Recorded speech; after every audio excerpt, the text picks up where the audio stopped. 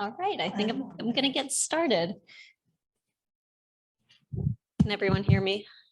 Okay, this is session 4, how to build your integrative team. I hope everyone enjoyed the keynote lunch. This session is certainly connected, as Dr. Santola Gonzalez and Dr. Dis had said as well. Kim spoke about why integrative strategies matter, and we thought you might also be interested in learning how to put together an integrative care team. We're fortunate that Cara Feldman-Hunt, the Associate Director of the newly formed Osher Center for Integrative Health at the University of Vermont, is facilitating today's panel. Today we have with us Dr. Amy Littlefield, Dr. Amy Littlefield is a naturopathic physician and acupuncturist with 18 years of experience, specifically in the field of integrative oncology. She owns Vermont Wellness Medicine and Integrative Oncology in Middlebury, Vermont, and sits on 2 medical boards, including the BCBS Quality and Credentialing Committee. And Jennifer May has been an outpatient oncology dietitian with the University of Vermont Center for over 15 years. She provides nutrition counseling to oncology patients in the community. Suarez Cormier has been practicing acupuncture since 2001. She owns Vermont Community Acupuncture in Burlington and also works at the University of Vermont Medical Center as the lead acupuncturist at the Comprehensive Pain Program. She's currently helping to develop the pilot inpatient acupuncture program, which we'll be rolling out this fall. Dr. Mario Trabulsy is a physician, mentor, friend, and mother to a rare bone cancer survivor, as well as an outdoor enthusiast and breast cancer survivor. And Dr. Trabulsy is an associate professor for the College of Nursing and Health Sciences at the University of Vermont. Thank you all for being here today. Thank you so much. Welcome everybody, and welcome to the folks on Zoom.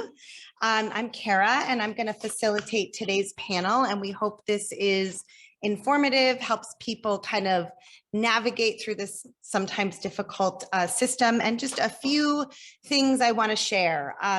We really understand that these services can be hard to access, and we just hope that today can help people figure out how to access these services.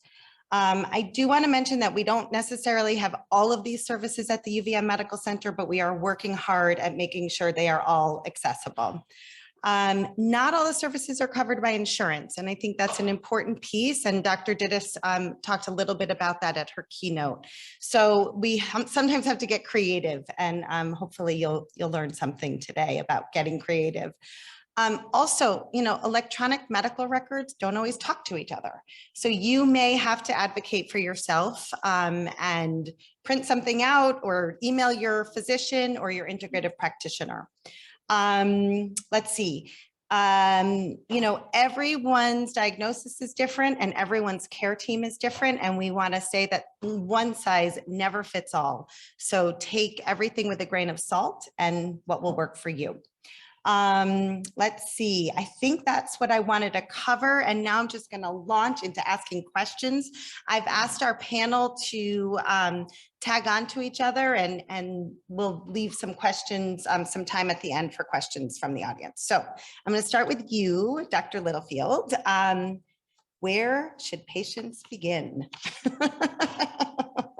Can you hear me okay? Hi, everybody. I do want to just take a moment to say, coming to this area as a naturopathic physician with an integrative oncology specialty and interest was, walking into, 15 years ago, some uncertain territory. And I have such great appreciation for UVM, Kathy Macbeth, Kim Dittis, and Cara for the amazing collaboration that has fueled this. And my patients really appreciate it too. So where patients should begin, I think Dr. Dittis did a great job of laying the groundwork for that. When I meet people in my private practice, that's usually where I start, is helping them identify where they should begin. And I think of it 2 ways.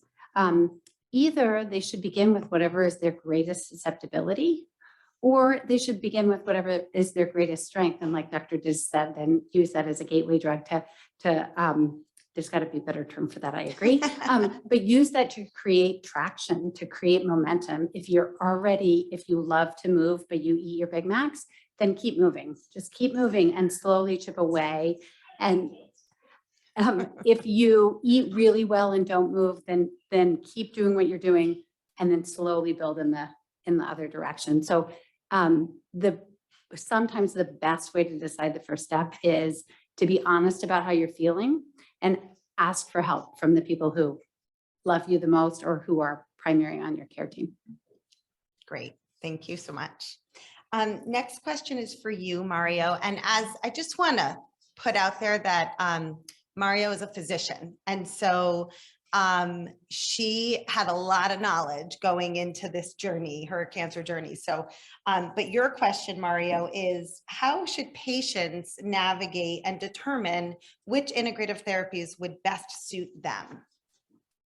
So my recommendation is that you really take a serious, like personal look at what your big issues are. Like what do you need addressed that will help you get through this journey? What symptoms that you're having that your primary oncologist may not have something to help you with? What are your big concerns down the line? Is recurrence prevention a big concern or not?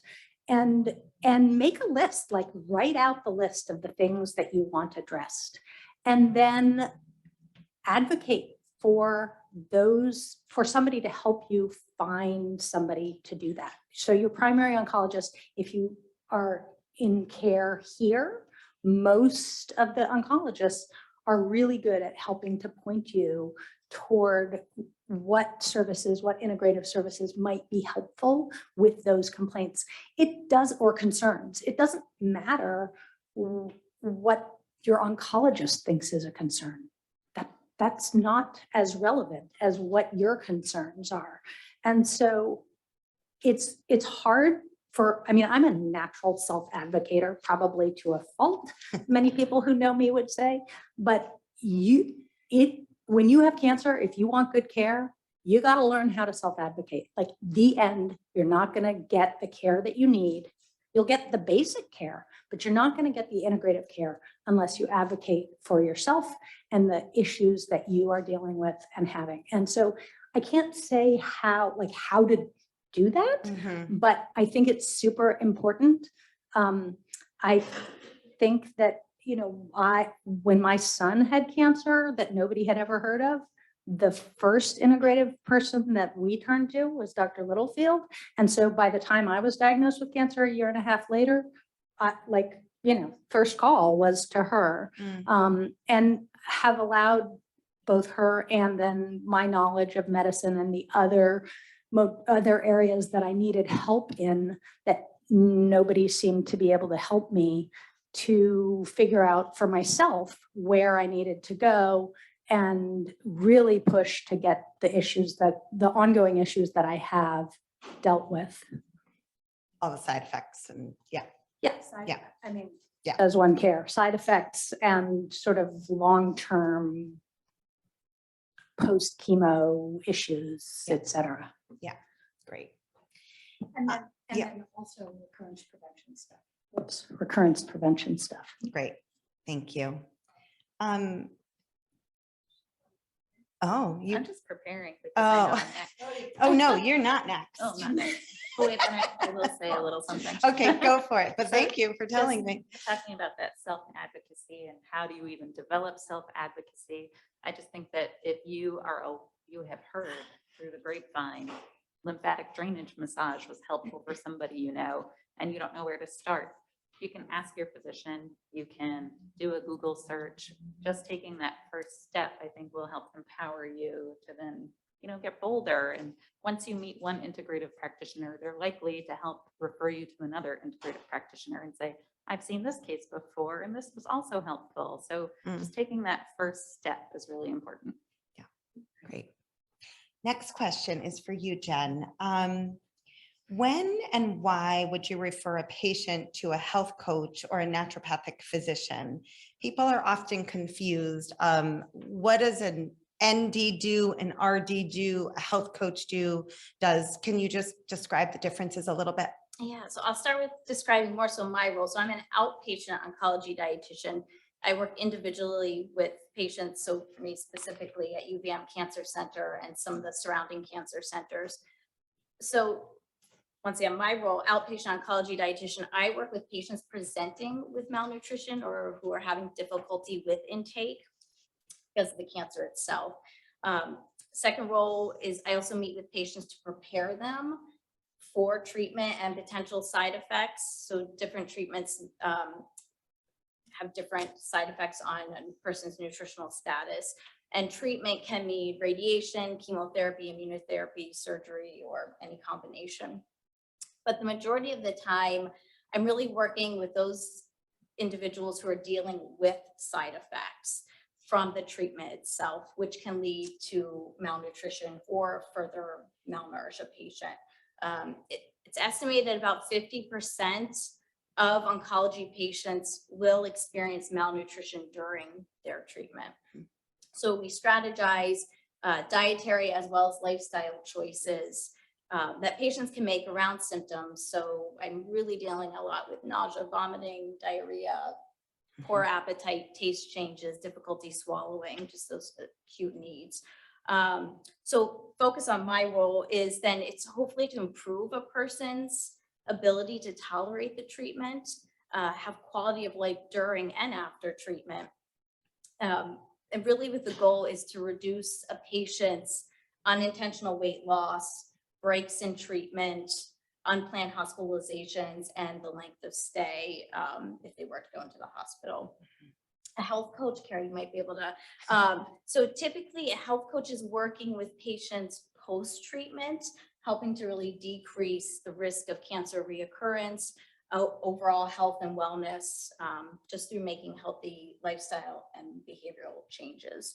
I see to the health coach, I think all the specialties help to empower a patient, really setting specific, measurable, achievable, realistic, time-sensitive goals.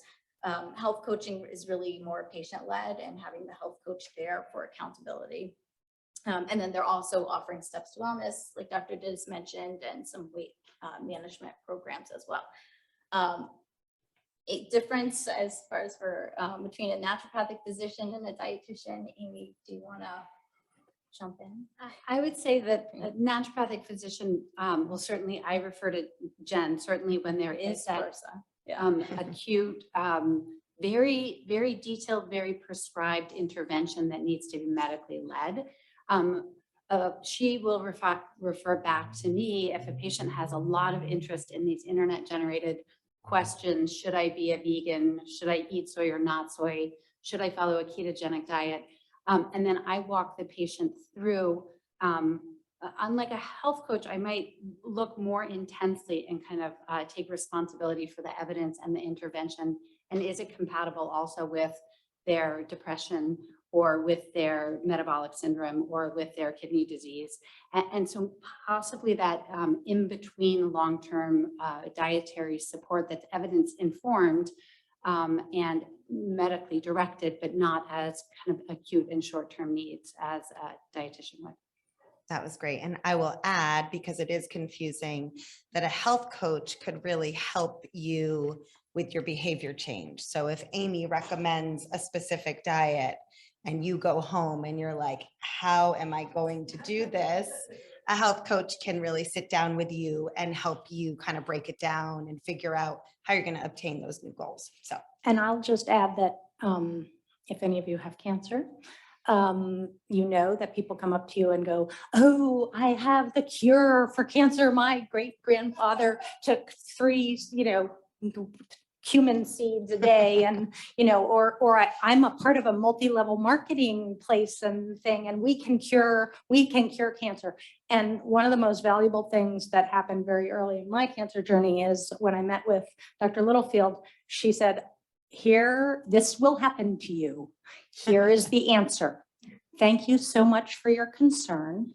If you give me some literature on what you're peddling, I will give it to my healthcare team, who includes people that are integrative, and they will review it and make sure that that is the right thing for me and my specific cancer. And nobody ever gives you literature on it.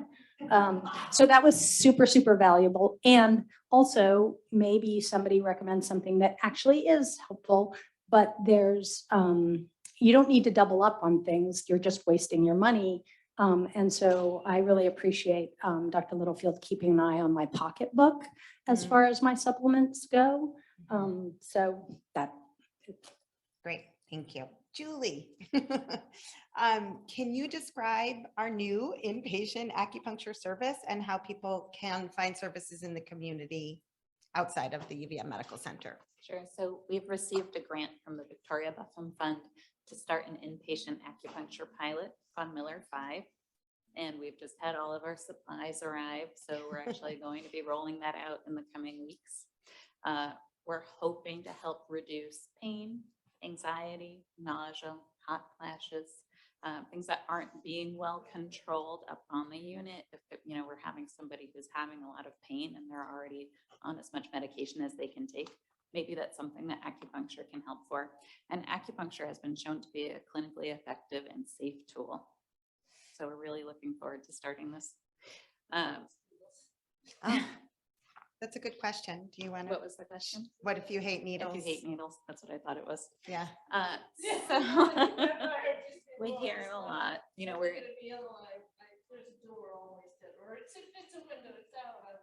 you'd rather not.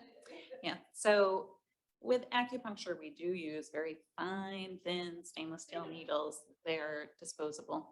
They can be very short even. You've probably seen some long ones, but they can be all sizes. But there are alternatives to acupuncture if you are not a big fan of the needles. We have acupressure. Sometimes we use little press seeds that can provide a little bit of pressure on an acupuncture point. The needles are a little more effective, but if you're just trying to dip your toe in, acupressure is a good way to go. You can also, when you see an acupuncturist, you can ask if you can just try a needle. Nobody's going to charge you to go in and just try a needle. And I can't even tell you, out of the thousands and thousands of patients that I have seen over the years, maybe once or twice I've had somebody who really does not like the needles enough to not want to have the acupuncture. And it's also not like you see in the movies. A lot of times you'll see a show where somebody has a face full of needles. It's not the reality. I typically use maybe 10 to 12 needles during a treatment. And we do a lot of them below the elbows, below the knees. Maybe we'll do some ear points. So there are some alternatives. And if you're nervous about trying it, just ask. We have some acupuncture demos set up here today. If anybody just wants to go try a needle, please do. I mean, we could do it. Yeah. All acupuncturists can do acupressure. Same points. Yeah. So Julie, what do people do when they're trying to find an acupuncturist in the community? So What do the you Vermont suggest? Acupuncture Association is a good resource. We have a find a practitioner tool. You can just put in your zip code and it will link you with some acupuncturists in your area. We also on the UVM website have the Integrative Practitioner Network, and you can find massage therapy, you can find Reiki, craniosacral. Our health coaches on there. Yeah, everybody. Health coaches, we're Yep. all on there. So, and you can also search by specialty. So you could look up oncology or cancer, I guess it's cancer. Yep. Or any other concerns that you have and find a practitioner who specializes in that. Yeah, go for it. But we need you to be on a mic. Sorry. Is there a certification for all acupuncture? Or looking for someone that was in Yes. acupuncture, would you ask them to see their certification, stuff like that? Yeah, so all acupuncturists have to be licensed by the state. There are also national boards that we take. You don't have to be certified by the board in order to practice acupuncture in Vermont. As I don't think anymore. So you can ask the practitioner if they're licensed and also if they're nationally board certified. And on our integrative practitioner database, we have everybody's credentials. We vet everybody who is part of that database. So you can check that out. And we're in the room over here if you want a card to that, to our website. Difference between the two and why there is a difference? Is it just because one is a You know, and the other is a big one called the world, or what? kind of. That really is it. It used to be that you could apprentice to become an acupuncturist in Vermont, so you didn't have to take the boards. And also I've had practitioners who just, they went through school and they don't want to take the boards and they don't have to do that in Vermont. So they went to school, they can still get their license. They have the number of hours that they needed, but they might not have actually sat for that board exam. So the board exam that was pointed, board exam and the licensure that's taken for the state of Vermont. There's just not an exam for Vermont. We're just showing that we've been to school, we've done the hours, and we can practice. Whoever's on the board knows enough about taking the board exam that when they're is it all board people that are certifying? You know what? I'm gonna pause here because we have so much to cover, but let's talk. We can get back to it. Yes. Uh, I'll ask you. yeah. Yeah, after let's talk right after about that, because that's getting into the details. Okay, back to you, Amy. You know, I think this is an issue when patients are seeing integrative practitioners, you know, in the community. What is the best way for them to communicate with their oncologist? And what do you need from the oncologist? You know, what's the best way for everybody to communicate with each other? What's important to share? This is such a big question. And interestingly and ironically, it's in some ways been made more challenging by robust electronic medical systems because there's an assumption that there's communication when there's not. There's an assumption that if you're seeing it at Dartmouth and UVM, that because they're both on Epic, they're necessarily easily accessed. And so some of those are real challenges. What I would say is don't make an assumption about who knows what. Communicate, usually the medical oncologist is the lead, communicate abundantly with them, let them know who's on your team. So as a patient, check with your providers to understand how they communicate. In my practice, the way that works best is my team gathers notes from wherever our patients are seen, and then the providers review those notes to see what interval care, what care between the last visit and the current one has happened, so that we're completely read into what's happening, and then we can take it from there.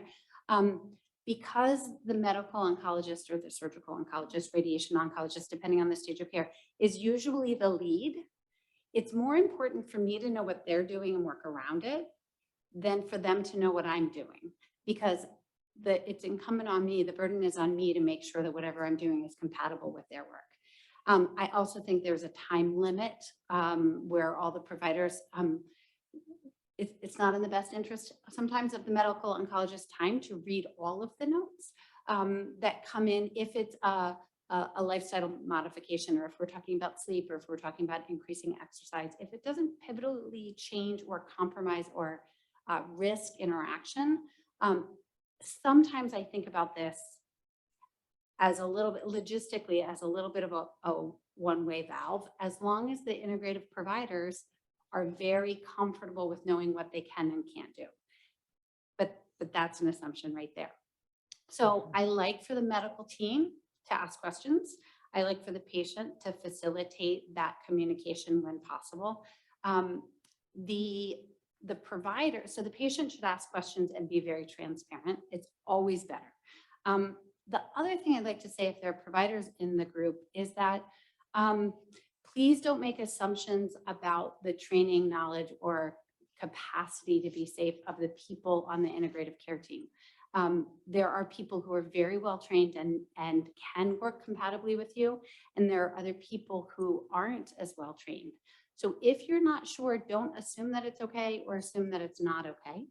I was speaking with a neurologist a few weeks ago, and she mentioned acupuncture, and she said, well, some of my headache patients get acupuncture, but there's no evidence, but there's no harm. So I say, do it if you want. And that's not true. The evidence for acupuncture in migraine is abundant. So please do not say there is no evidence unless you yourself have been on PubMed and looked at the evidence. Wherever you like to get your evidence, please do not make an assumption that there's no evidence unless you've checked, or call the provider who's administering the therapy and ask them if they meet your standard. And I don't think any of us should sync our standards, but we shouldn't make assumptions either. So I think exchanging and reading notes is a really super efficient way, to answer your question briefly, Yeah. to read the notes. Yeah. great. Thank you. One second. 1 second. Yes, Julie. Okay. It's just a statement. I am not online. I'd like to have your contact information, name and position so that I don't bother anybody else with that.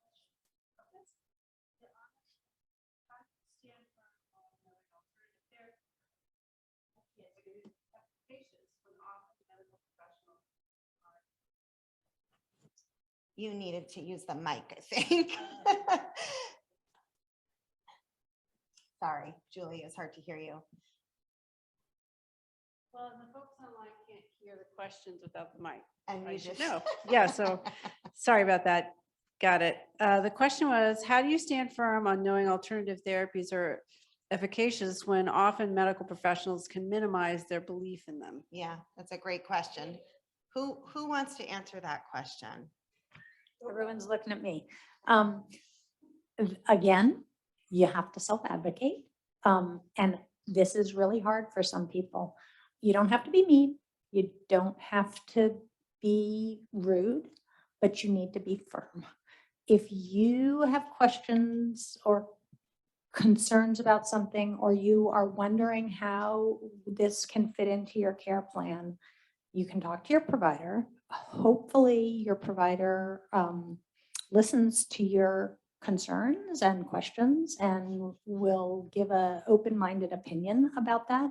That is not, oh, all of this integrative fluff, how terrible. If that's the case, and you're interested in integrative stuff, maybe you have the wrong provider, no matter how much of an expert they are in your thing, because they're not an expert in you.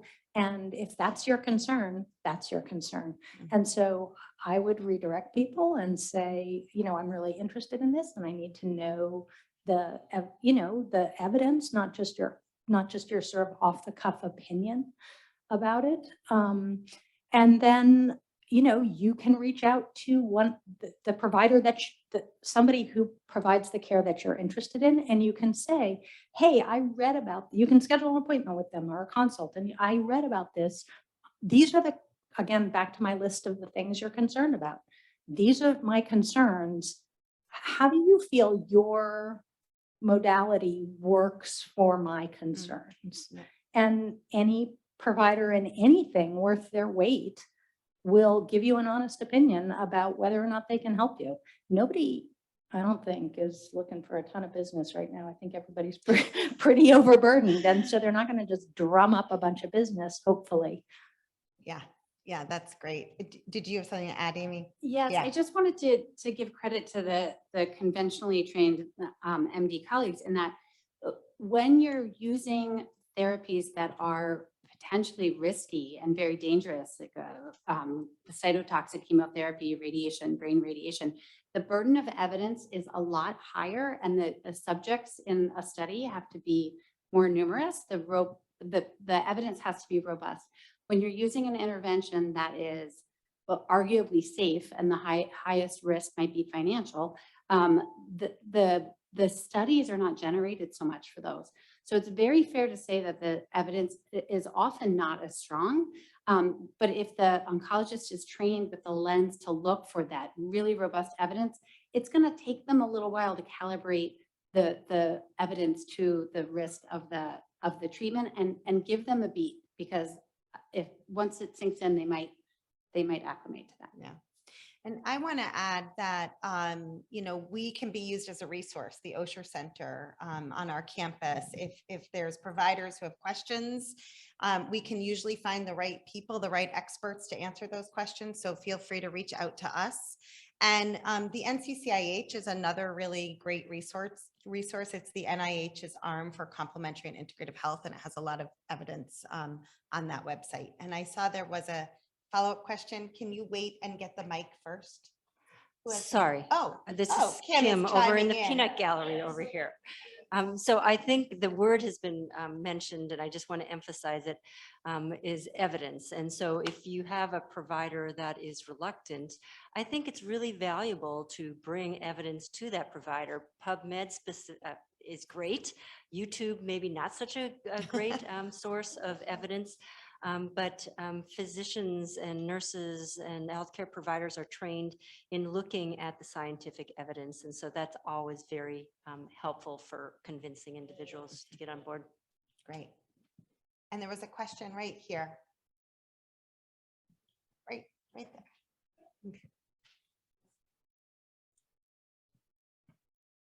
Thank you. Actually, what Dr. Dittis just mentioned is exactly what I was going to suggest, but to piggyback on that, one way that a patient might, so I am a oncology navigator at CVMC, and I often will make suggestions to our patients. If you're interested in a particular practice and you'd like to speak to your oncologist about that, maybe to share that information with me in advance of that appointment so I can give the physician an update on what you'd like to speak to that person about, and they will have time to do a little bit of research before you arrive in the office, and hopefully will increase the expectation of having your needs met in the limited time that you have available. Yeah, that's great. Thank you. Okay, I'm going to move on to the next question. Mario, can you talk about the role of exercise and that played in your during and after treatment, and then resources for the community, which we did hear some from Dr. Dittis in her keynote. So back to my list of things that are important to me. The things that are important to me are feeling the best that I can feel in my current physical reality today. That's thing number one. And thing number two is recurrence prevention, and, you know, doing the best that I can do reasonably without driving myself crazy in you know, living longer. So looking at the data for everything I am struggling with shows that exercise helps all the things that I struggle with. It helps my brain function better, which is my number one problem, is my brain doesn't work. Exercise helps with that. Exercise helps with sleep. Exercise helps with the pain related to anti-estrogens. Exercise helps with recurrence prevention. So I was just like, well, this is a total no-brainer. With no brain, it was even a no-brainer. So I enrolled, and I think some people enroll in Steps to Wellness during treatment. I think more people probably enroll after treatment, but I was enrolled in Steps to Wellness in the middle of chemo. I exercised every day through chemo. And when I say exercise, that's a really loose term. Like, it meant that I went out and walked a couple of miles really slowly, and I changed where I walked. Instead of walking in the woods where if like I fell down and, you know, was too weak to get up, nobody would ever find me. I walked on the road, figuring like if I fall down in the middle of the road, at least somebody will like stop if they're gonna run me over. But I did exercise every day. I hiked a mountain every off. I got chemo every other week. I hiked a mountain on my off week every week. My finish chemo surprise for myself was to hike Camel's Hump, totally anemic, super slowly, but I did it.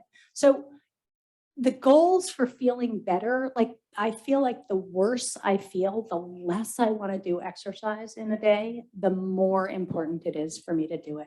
And so if I'm like lying there like, oh, I just can't possibly, if I get up and just go outside and move my body, I will feel less tired. I will feel more energetic. I will feel less bummed out, and my life will be better. And that's my goal, is to make my life better. So Steps is an amazing program. I would strongly encourage everyone to do it. And I don't think you have to wait until you're done with chemo, but you could.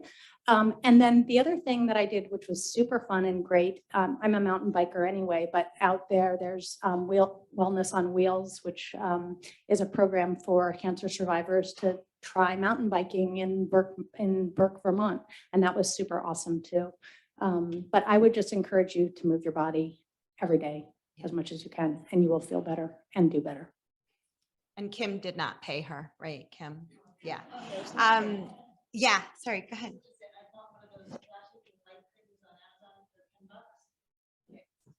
Oh, nice. Danced. It's move your body, you Yeah. know, She in a got way a flashing light. that you enjoy.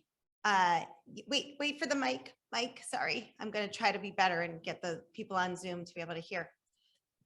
I'm wondering if there are like support groups. So when you're having those days, like I have a lot of those days where you just, you feel like you can't move, you can't possibly exercise. Are there any groups that focus on exercise? Well, Steps to Wellness would be a great place if you have a cancer diagnosis. Steps to Wellness is a free program. It's a 12-week program that gets you exercising. And then they have a follow-up. Kim, how long is the follow-up?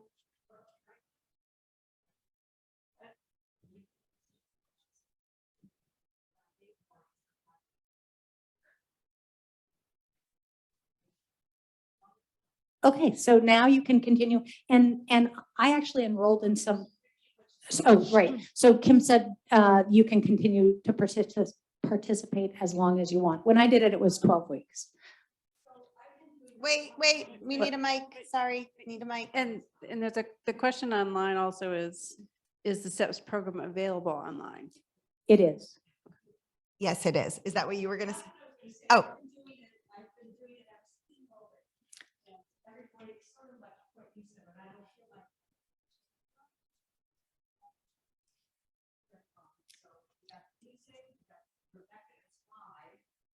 Okay, I'm going to repeat. There's a huge endorsement for the virtual Steps to Wellness program. You could do it at home. Rebecca's amazing. Is Rebecca here? No. Kim raves about Rebecca. Everybody should try Steps to Wellness. And Yeah. Kim, were you going to say something? Yeah, I just want to clarify. So the 12 weeks is still the 12 weeks. And then you can continue on, but at a different time. And the timing is late morning, so not that great of a time, but there are some options. And is there still the program, the study going on afterward about whether or not you keep up at the same level that Nope, you did during Steps? That study is done, and the findings were that having a health coach and tracking what you do helps people to continue participating after the 12-week program, because what do most people do? They stop exercising. And I think it would be cool to have a peer program developed. So if someone is interested in doing that and has the time to do it, that'd be awesome. Yeah, so I did that post program, and it was, you know, you talk to a health coach over the phone, and I'm a super competitive person. And I was like, I'm going to be the best cancer patient to ever have lived on the face of the earth. And, you know, so like, I was just super, super competitive with like making sure that my little step counter was as high as it could possibly be. And that when I talked to the person a couple times a week, I would be proud of my effort. But I think it really does, whatever motivates you, whatever motivates you. But what motivates me the most now is I just want to feel better. Like, I just want to feel better. And I know that if I exercise, I'm going to feel better. Yeah. Great. Thank you. Okay. I just want to make Oh. one little Oh, comment. sure. FYI.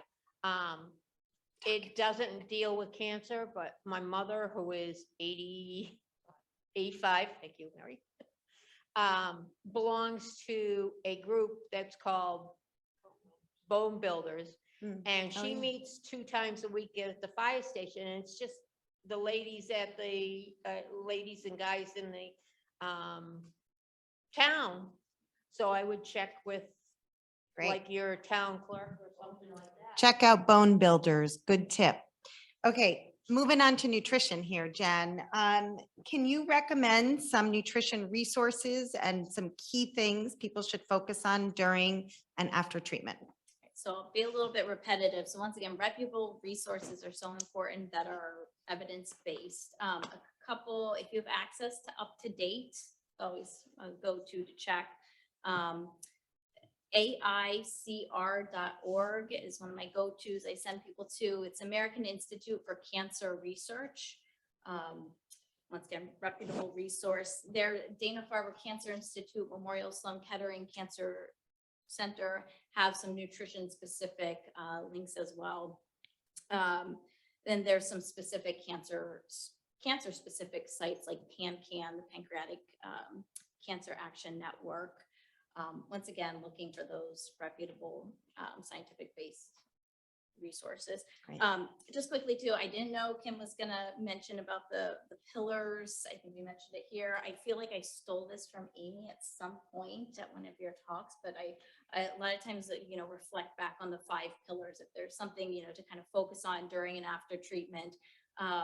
Obviously, first one I start with is eating well. Food is energy. We talk a lot about eating with purpose. The better fuel you put in your body, the better you're going to feel. And then, but also I take the spin, obviously working to make sure we find appropriate food or fuel that's going to work with somebody's side effects that they're going through. Movement, saying it again, with the focus of movement or activity to boost your mood, helps with bowel regularity, combats fatigue, and stimulates the appetite naturally. We talk about adequate hydration, just for optimal tolerance of treatment. A lot of times I'll give people, what their goals are and what can count towards fluid needs. Sleep. Sleep's so important for healing, making sure you're getting those 7 to 8 hours, more, less, 7 to 8 hours. And then stress management. So from my perspective, it's more so from the, including stress, decreasing stress around eating times. I often mention that, eating does not have to be complicated. It should not be stressful.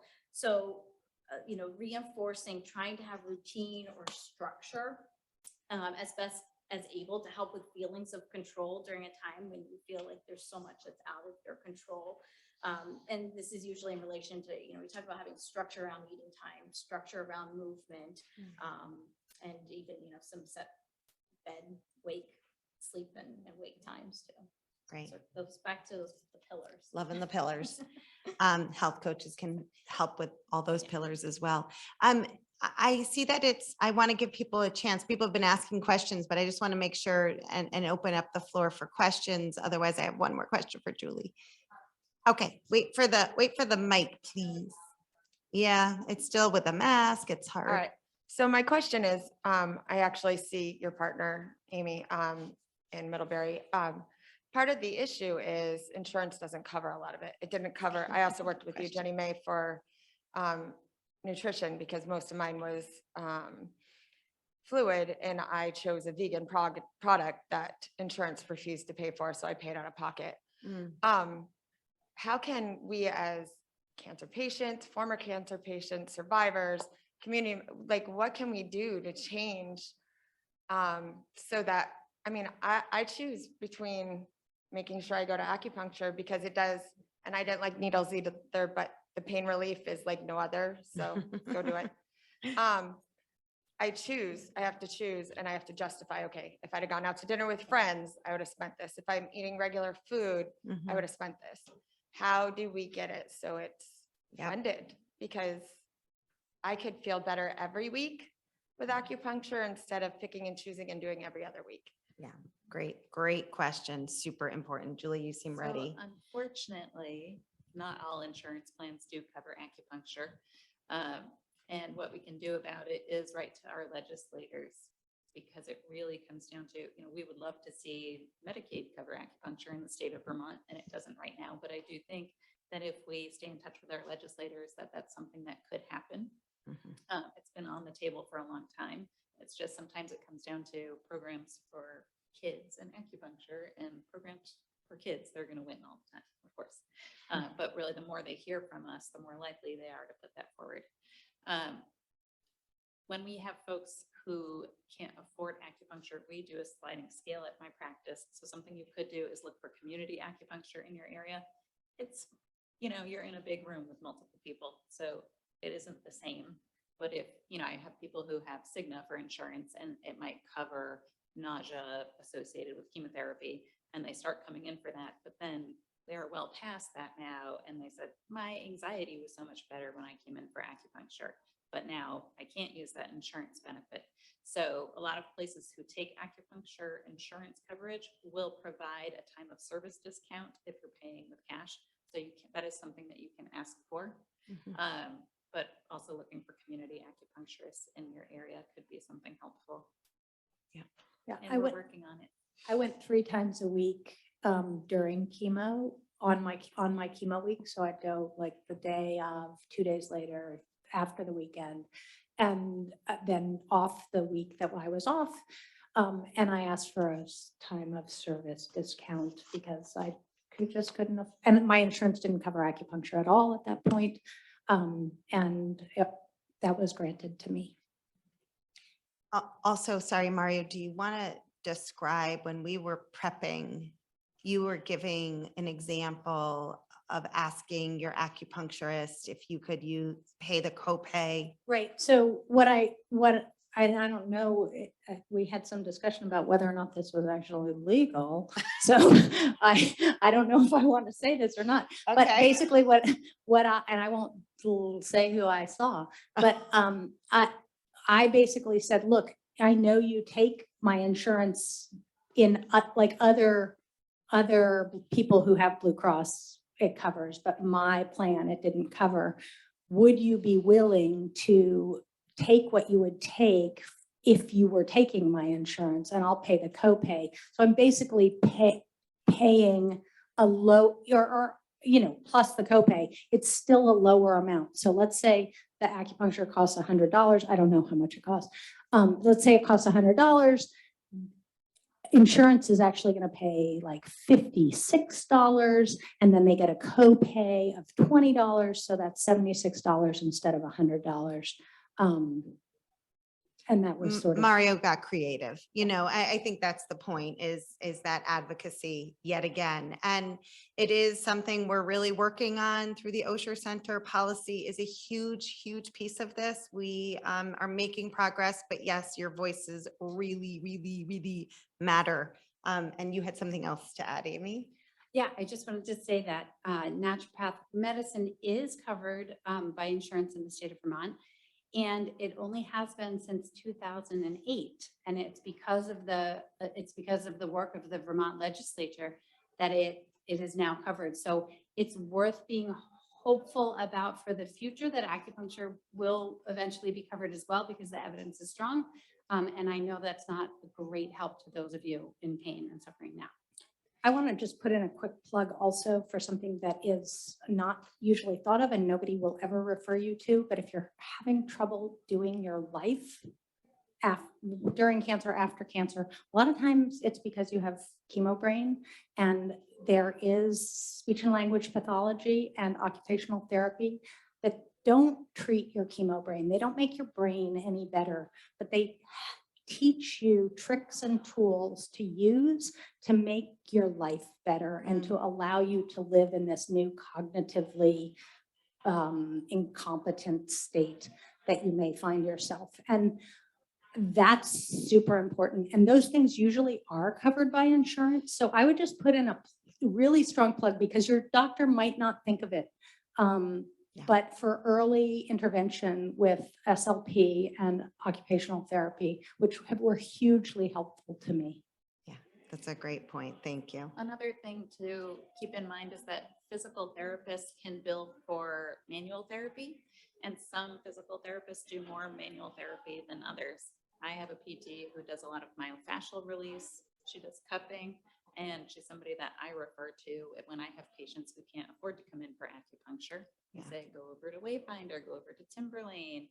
There's somebody who does lymphatic drainage massage at PT 360. So there are some creative ways to get some more integrated therapies through a physical therapist. It's a great point. Physical therapists are often cross-trained. Right. And also there are some physical therapists that do something called oculovestibular physical therapy, which if you're having any difficulty with balance or coordination or ongoing nausea related to your balance system, they can do exercises with you, which are really torture.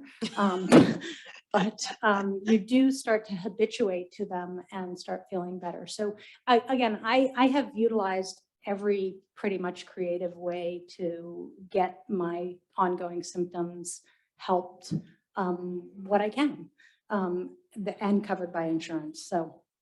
And I just want to close by saying, sign up for our Osher Center newsletter. You can do that in our little exhibit.